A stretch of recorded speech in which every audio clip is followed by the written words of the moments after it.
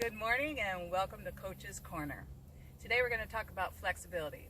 And before you start your fitness regimen, you should find out your baseline, where you're at with your flexibility.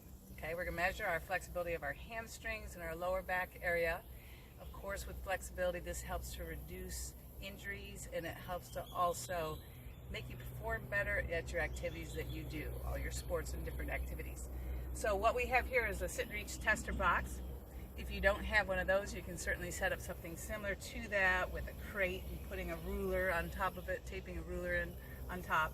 And where your feet are against that base is where you start your ruler at the 9-inch mark or 15 if you're looking at the Cooper Institute, the YMCA Cooper Institute scale. Okay, so to start, you're going to get 3 attempts to try to move this performance indicator forward as far as you can. Obviously, you want to be able to get to at least the 9 mark or the 15, which shows that you're reaching as far forward as touching your toes without bending your legs at all, without your knees popping up. And if you can go further beyond that, then you're even more flexible. Okay, so here's how it works. 3 attempts. You're going to put one hand on top of the other. You're going to line up those middle fingers, and you're going to try to push that performance indicator as far forward as you can.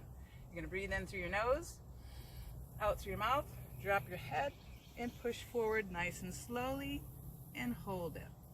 Come back. I'm a little over the 12-inch, almost 12.5-inch mark, which puts me at about 3.5 inches past my toes.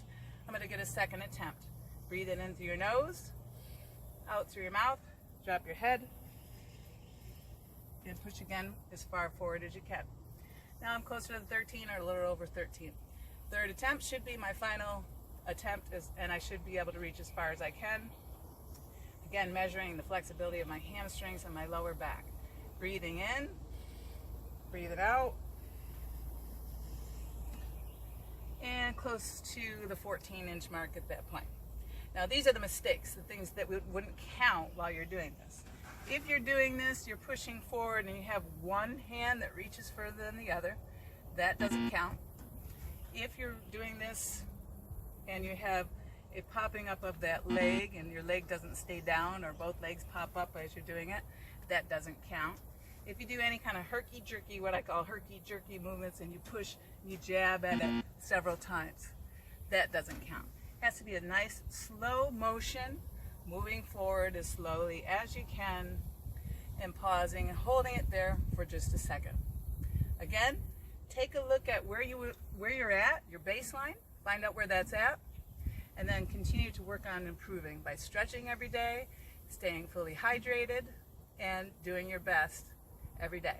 Thank you, and I can't wait to join with you next time.